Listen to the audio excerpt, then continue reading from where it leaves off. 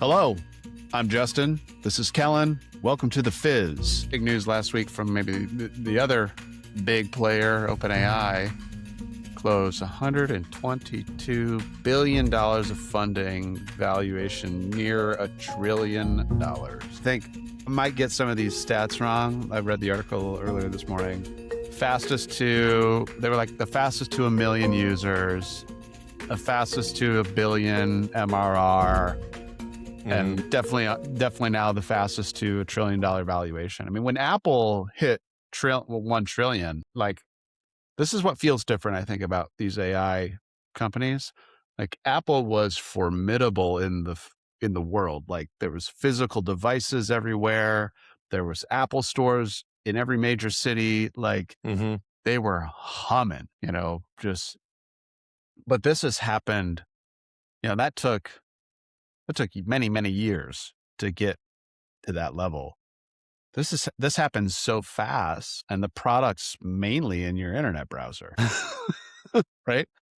And then just sort of the investment market in AI in general, obviously the OpenAI deal skews this number a lot, was something like over 4x in Q1 of 26, what it's ever been in total. Like, the amount of VC funding getting injected into AI companies and AI startups is insane. Yeah. Like, Well, VC firms are like, they're like trying to unload cash, I guess. Yeah, it's crazy. Yeah. The amount of money being spent on AI startups and obviously on OpenAI like that, but like just in general is crazy. You wouldn't think the market would be going down. You'd think it'd be going up. right. It's like there's two different markets happening. Yes. There's like an AI market, and then there's everyone else. It's wild. And there's even a lot of concentration in the AI stuff. I think what was like 65% of the money went to OpenAI, Anthropic, XAI, and then Waymo randomly is like the number 4 play. Yeah, I think Meta might have been in there. But yeah. But you're right. Like, there's like these two markets going. Yeah. It's like everyone's clearly just, let's put all our chips in the middle of the table on something that has AI at the end of it. An interesting nugget. I think most people are catching up on this when they're reposting about it, but in the OpenAI funding, they made mention of this idea of creating an AI super app. And this is where I wonder if there's going to start to be a real opportunity for traditional disruption. So if OpenAI comes out with, or Anthropic or anyone, because you see they're expanding their tooling, right? It's not just the chat interface anymore. They're having more things around it, like dispatch and coding systems. So if the super app has things like your email client, your browser, your documents, et cetera, new AI tools that we don't even realize that we need, does that create the conditions for some traditional disruption to things like Google Workspace or M365, where now OpenAI is competing in that area for market share, more of a displacement type of a thing than, this adjacent thing that's going on. So they didn't really say much more about what the super app is, other than that they're committed to it, which maybe is just a nice thing they need to say for the investors to smile, but we'll see. For all the bubble talk, there's certainly no signs of the money slowing down. Yeah. I mean, it's interesting too, because Apple's competitors were, like Microsoft, Google. And if you just think of it in terms of ecosystem and products, Android, which would be like probably the nearest competitor as far as OS goes to Apple, was like not even close as far as penetration goes. Like, the vast majority of people either had or wanted an iPhone still, even though iPhone really hasn't changed all that much since Steve Jobs left. And Microsoft, obviously they dabbled in the mobile, space. And Can we even call it dabbling? I don't know. What was it even called? Was it just Windows Phone. Mobile? Windows Phone. Okay. So they've all kind of found their niche or whatever, like in terms of that. But But Apple, like, is sitting on, like, just an enormous amount of cash. Where OpenAI, I don't think that's the case. No, they're hemorrhaging for Yeah, and sure. Apple was making, like, they were a trillion-dollar company. They're a trillion-dollar company making profit, um, which is a very different, like, paradigm to today where and I think this is changing to some degree, maybe not so much in the AI space, but the profit is kind of making a comeback that you can't it's not just about revenue multipliers anymore. Let's need Like, we need to rephrase that into, like, a tagline worthy of putting on T-shirts. Make profit cool again or something. yeah, yeah, because, like, for a while, it was, like, at least, like, in the Silicon Valley kind of mindset was about revenue multiples and MRR and all this kinda stuff, and, Scale operating it, make it costs and stuff big. like that did not matter. So, I've personally felt that, like, in past positions and things like that where, like, revenue multiples mattered more than profit. It starts to make things pretty tight, and also, like, when does it end? At some point, the entity has to function in such a way that, like, provides value to society in some way, and if it's not like a government entity or, like, funded in some way like that, profit would be the indicator of value. It's just an interesting thing that I think has shifted a little bit, but OpenAI is not profitable. Don't think there's any path in the near future for that to be true. I think they will at some point to have to do that. Same with the other 2 as well. Yeah, everybody, I I'm not think. dragging OpenAI, like, the the subscription models, the token models, that they all kind of address it differently. Mhm. I think we talked about this before where, like, subscriptions, like, like the Claude Max 5X or whatever, the 200-month plan is, like, the equivalent of, like, 5,000 an API token if If you run use it, kind of, yeah. yeah, if you use it. Well, I think their assumption is that, like, the API token costs will go down over time, and then your profits will go up. But that's, like, a huge assumption. That's a flawed business model. So they're gonna have to figure something out, and I think they probably will, but, the days of jump popping open Gemini and having, the pro compute, unlimited compute, fighting against engineers actually building production code, I think are probably nearing an end. I think you're gonna have to pay to play soon, if not, like, almost immediately, because Well, it's yeah, just they're hemorrhaging. if you extrapolate this problem out, so Mhm, I saw someone they had a great take on this, like, the fundamental concept in a capitalist economy is that people extract resources, modify those resources into something that has greater value than the resources themselves, mhm, which nobody is currently able to do in this Gen AI space. mhm. Maybe people that are building on top of the tools that these people they like maybe like people like you and I, we can generate more value with what we pay to use these tools, but the providers themselves are in this predicament. Yep, And so if you play it out over the long, like if you take a long-term view, well, what are the options? One, prices have to go up, right?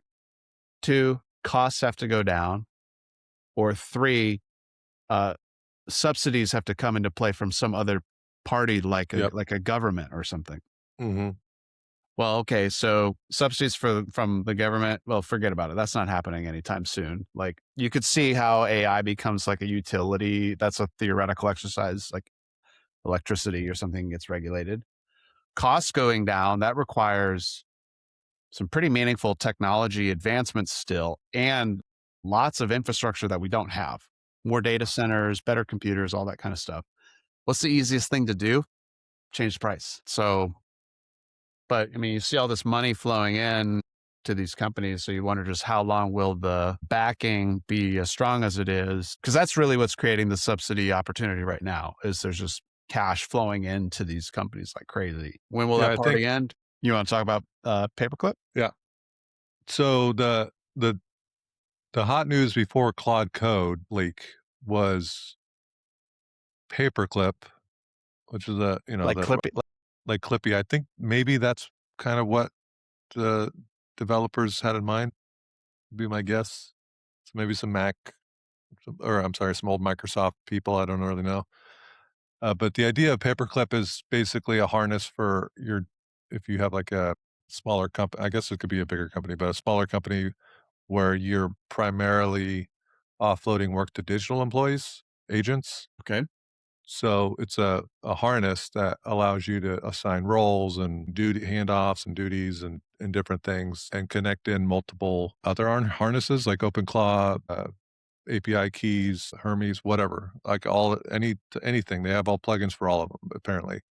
I haven't used it like at all, so I just read up on it. It seems very interesting. It does seem like the future for sure, especially for smaller companies that don't have quite enough money to be hiring a full-time role, but do have some money for tokens for like a market researcher or something like that, where it's like, I can't hire this person for 50 grand or whatever, but I could pay maybe K a year for API tokens for that role. And basically there's kind of like a digital org chart is Hmm. kind of the concept.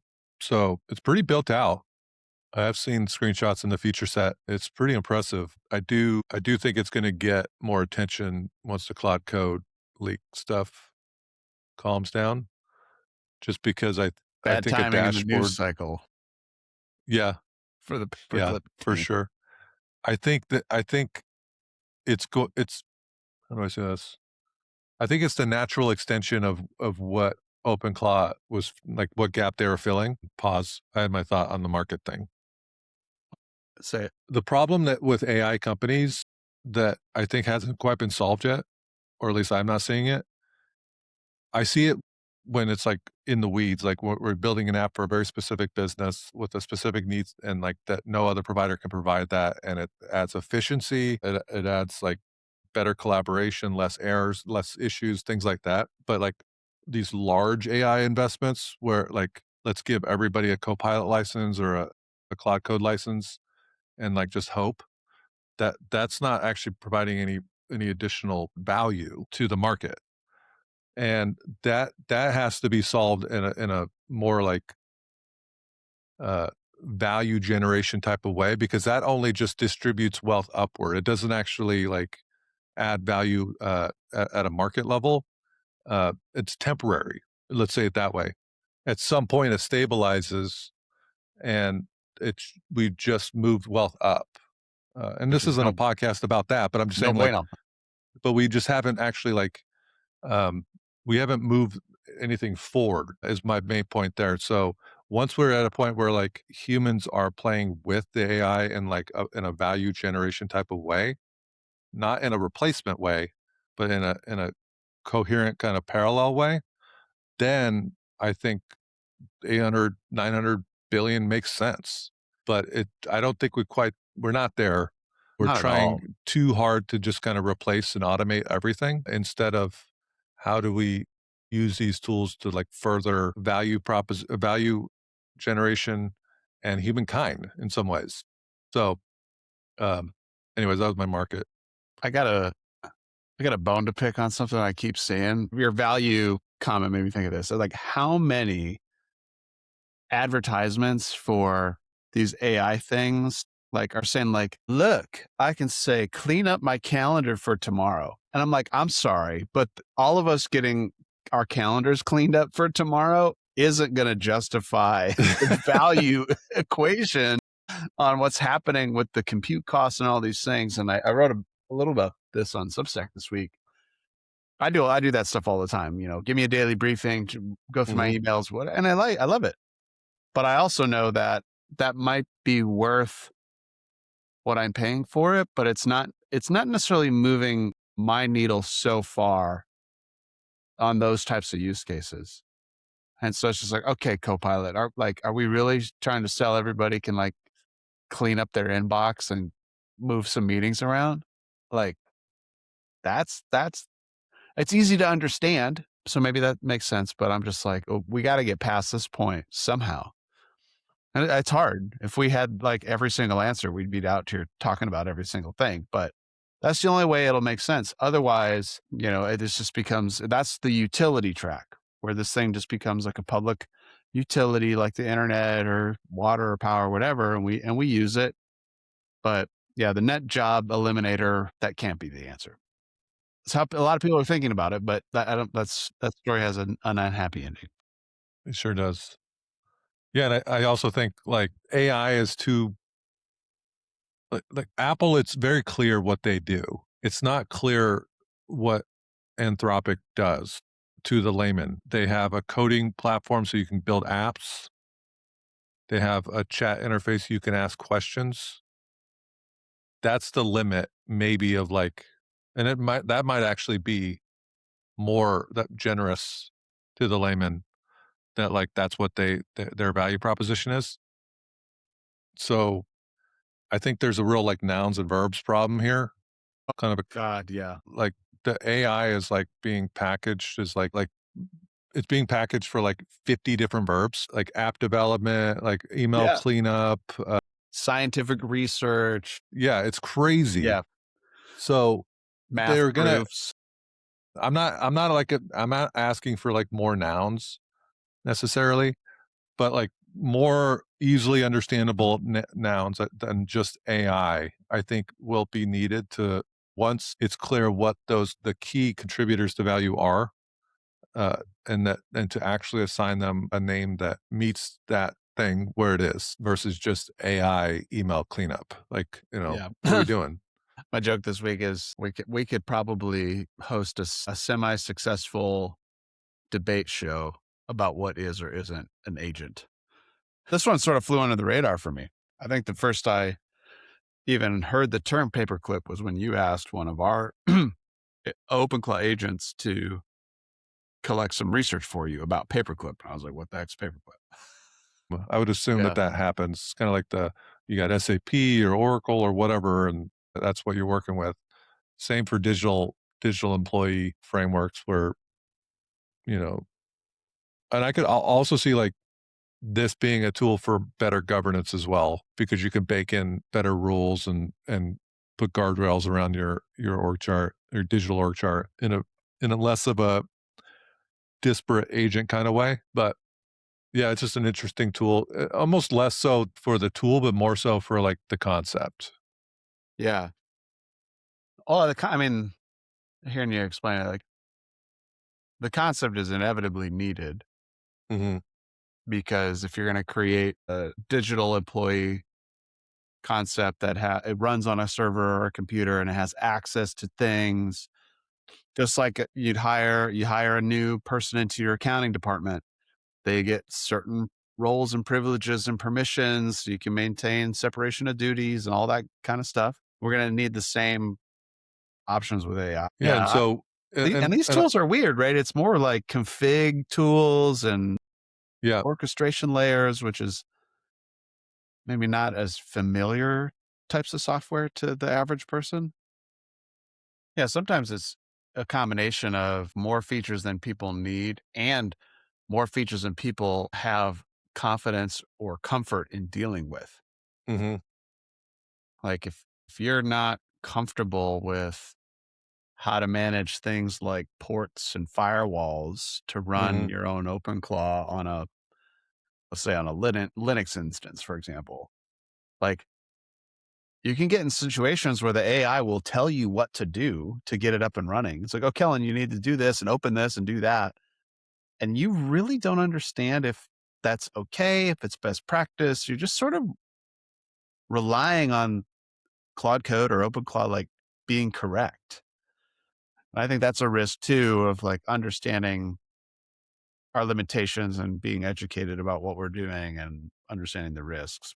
yeah. The other side that I would say is because there's a big hype around, like, 24/7 employees, and at the moment, once again, what is the value there? Because there might be tasks where having a digital employee available at any given time, like, the site goes down and get them that get it have have it go back up, that kind of thing. That is Right. totally, I get that. That's huge Yeah. value add right there. But just having them work to work, like, research this my competitors and for the next 24 hours, like, for what? Like, you at some point you will have to review that and assign value to it. Like, and I think what the value is that now you have a bunch to read.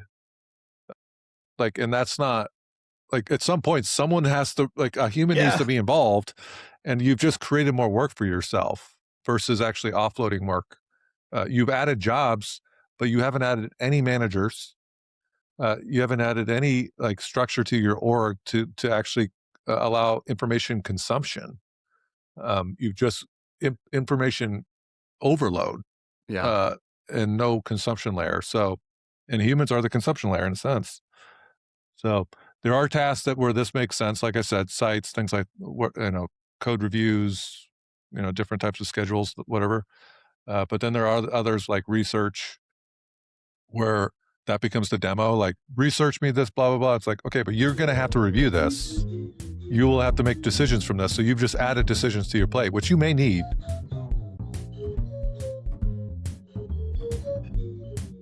All right, so let's head inside the bottle. So I've been dealing with like a lot of what we've been starting to call the 20% problem, which is where like the majority of agentic development is like the last mile. Yeah. And everything else is really fun and exciting. And oh my gosh, look what I built. And then you realize, oh, this doesn't work right. And this Right. thing is a problem. And yeah. Or you add a feature, but it breaks another two features. That kind of cycle kind of occurs. But I've made some meaningful progress, kind of nearing the point of this is stable enough for now, move on to other things zone, which I'm kind of excited about. Which might sound counterintuitive, but every once in a while you just kind of need to take a break from whatever you built and I need kind to of get let you a new users project. go and get a new project, whatever. Yeah. So is there any prospective clients out there? I'm Yeah, willing to let's go. Let's Kellan do is this. suffering with this app. He needs an excuse to move on from it. So that's going to happen regardless. But all right. So share my screen. Real quick. All right. So this is kind of where we're at the moment. Kind of a big visual upgrade. Ooh. You can see one is working on setting up a payment for me. So this handles personal and business stuff for us. Different departments got research and operations and engineering and marketing, and then these are defined stations, we're calling them, that they have to work through. So, and then there's a little break area if they're not working on anything. You can see what capabilities each agent has. These are connected into OpenClaw instances, actually, different computers at my house. And Justin has one too. We'll plug that one in when it's ready. And you can customize its look, make it a robot if you want. This is like a game, dude. Yeah, I went too far. I went too far. I went too far. So that thing you Uh, keep saying about software that has features we don't need. yeah, so yeah, I didn't fall. Sometimes you get high on your own supply and you go too far. And I went too far and I own it. This But is part of this too was incredible. part of my skills where like I wanted to improve my skills more and try to like Sure. kind of bring things in. But you're right. Yeah. Like if this was a client, I would not have done as much here unless they were like, no, we need to customize the bots. I'm like, okay. But anyway, so you can kind of set them up as what autonomous level they are. All of mine are supervised, but who their peer reviewer is, what you want them the display label called, what their primary domain is. We don't have any domain set up yet, and what their other skills are, and all that kind of stuff. You can see what they worked on, and all that kind of stuff. Slick. Even clicking on anything. Um, so still some bugs here, but and then you can see kind of what questions they have out. So a little pop up comes up on my computer. It shows me that they have a question I need to answer, Mm. and so I go in there and answer it, and then it go on and fix that. It shows me what's actually actively being worked on, and all this kind of ties into the task board, right? Like Hmm. my human task board, and I can just assign a partner, an agent partner, to work on that task together. If I'm like, I just can you just scan my emails? I don't know where this invoice is in my email. It's been like a month ago. Yeah, I find don't it. remember who sent it. Can you just break that down? Let me know what I need to pay, and then I can go do that myself, or whatever, right? Like if it's a more structured like yours, do the parts into the point where like I need to get involved, and then I'm that startup cost that we kind of talk about, not the expenditure, but like the just being able to get off the starting line on a task is sometimes high, especially if you're like working on like on multiple things at once. You're like, okay, I just can't start on that thing right now. This kind of helps to eliminate some of that. Like, okay, just let the agent kind of start it, and then I'm off. Yeah. Or in some cases, just it is like the traditional AI situation where they could pretty much do all of it, and I just need to review once before they ship. And then there's the other ones where it's like, can you just help me structure this task a little bit more, break it up into multiple tasks, and then split this out into Notion and do different things like that, just to make the task more meaningful. Like, what is Yes. the actual goal of this thing, of this task? So, and I can add agents and stuff, right? I can add as many agents as I want. We have connected two machines, a Mac and a Windows, but we can connect more too. We just add agent, connect it to whatever machine you want, or you can set up a new machine. It's got a secure token that is how it connects into those. That gets kind of refreshed on a I think it's 30 minutes or something. Anyway, so it refreshes, and then you can add machines too. So I have my golf club PC and my In Mac the Mini. The golf golf club club one, I have a in your golf club in your simulator. garage? I have a golf simulator in my garage that's running some stuff that's on WSL, and this is on Mac OS. Bought this computer so I could have a golf simulator, and now it's running OpenClaw. Yeah, that was the progression. Well, it's doing both. It's doing both. But anyways, so that's kind of the high level. I also added context so I can kind of make sure that I'm kind of addressing different areas of my life. Yeah. If they don't have any, the daily and weekly routines, like they go through this automatically, right? So it's not like I'm having to go through all these pages. Like the daily routine just automatically brings it all together into one kind of next step, next step, next step kind of a process. And then there's the same for weekly, and I already did this, so I'm gonna skip that. Yeah. There's But anyways, yeah, something there's that's it. something really cool about when you have a setup where the backbone of a process or a system is something that you and AI can collaborate on really effectively and efficiently. Mhm. So, like, your task board, like, behind the scenes that today it's in Notion, but it could be in a database at some point. But the point is your AI assistants, your AI agents can also interact with that data very effectively. So you guys can work together on the same things. Or if you wanted to, you can go look at your task board and you can move things around, like you were saying, to have that visceral experience, or you can just get help doing certain Yeah, things. But you said something that's like worth a bold, it's a hack that I've believed in forever. And AI is actually really good at this, is good naming of the tasks you need to complete. Like, how many task lists on the world have something like work with Kellan on command center? And, yeah. like, you see that in your task list and Like, you're like, "Oh my oh god, god. what is that even about?" Yeah, And it's like you realize, like, like, if you name the task as, like, what you actually need to complete, like, schedule a 30-minute meeting sometime in the next 45 days with Kellan. Like, it's like, "Oh, okay, I can do that." And I have all exactly. kinds of stuff like that because, we'll capture with our brain dumps or whatever, and I'll just be like, "Oh, R2, like, can you help me deconstruct this into something that's highly actionable?" Yeah, that's Very good. such a good, like, um yeah, you're right, it is kind of like sometimes when you integrated some type of process like that, or methodology, you forget, like actually, that's pretty critical because that task will just kinda live on in perpetuity, Just keep continually punting being it pushed because 'cause you're out, not sure like, what you're doing. punt, punt, punt, punt, and it's just never gonna stop, or it's gonna get replaced by, um, other tasks, and it's just like, "Why is it still here?" Yeah. So, yeah, I mean, that's really the concept of, like, finish lines and Mhm. rocks in our system, which is, Yeah. like that might be just, like, a monthly finish line, honestly, right? Like, it's something that, like, probably consists of, like, 3 or 4 like, little very achievable tasks that, like, if my finish lines were just tasks, I'm not getting anything done. I'm gonna be overwhelmed the minute I look at it, and a finish line really is meant to be like a larger set of tasks, right? So, yeah, these agents just kinda help me get out the starting line sometimes, actually do the work the other times, and sometimes they just sit around the break area and do what they're doing now, which is kinda just waiting for me to give them something. I love how you got plants all around the office. Well, you gotta spruce it up. And got Carl here, you got Bob, you got Steve. Bob's new. Bob is new. What's up, Yeah. Bob? Welcome to the team. Maybe, maybe make him a little taller. Actually, no, he's a robot. There we go. Purple robot. There we go. Yeah, it's really cool. There's Bob. Bob the robot. Bob, Bob Bot. Bob bot. Cool. Oh, that's awesome, man. That's awesome. I would say like, yeah, there's gonna be more stuff here. I'm actually looking to not. I'm looking to This just to kind of get in the flow here now.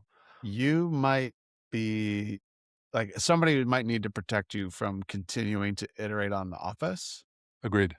or you Agreed. might have like your own version of like Sims going on pretty soon. Yeah, I will say interactive app design is no joke. Even Claude Code and the best models in the planet really struggle with animated world gamification type of visual design, stuff like that. It's like, no, like, you can do it, but you need to have very, very clear technical and functional requirements. Otherwise, it is going to guess so much. And honestly, at the current moment, and I think some of the leaked stuff was that Claude will have its own like dedicated environment where it can integrate better with like UI visual Mm-hmm.